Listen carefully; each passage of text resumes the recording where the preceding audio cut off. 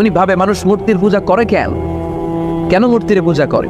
প্রিয় ভাইরা, কানগুলো একটু খাড়া করে শোনেন আর মনোযোগী হন আর বোঝার চেষ্টা করেন। এই যা মূর্তির যারা পূজা করে, কেন পূজা করে? নিজেই মূর্তিটারে বানায়, নিজেই ডিজাইন করে, রং করে, এরপর মূর্তির সামনে দাঁড়ায় নমো নমঃ আসে না নাই, ওম নমো ভগবতী বাসুদেবায় আসে না নাই, जो तो मिटाना चाहे जीवन का तृष्णा सुबह शाम बोल बंदे कृष्ण कृष्ण कृष्ण कृष्ण कृष्ण करे ना, बंदे मातरम जय जय राम सीताराम जय जय हरे कृष्ण हरे राम। আমার হিন্দু ভাইরা বলে না, এরাও আমাদের মাহফিলে আসে।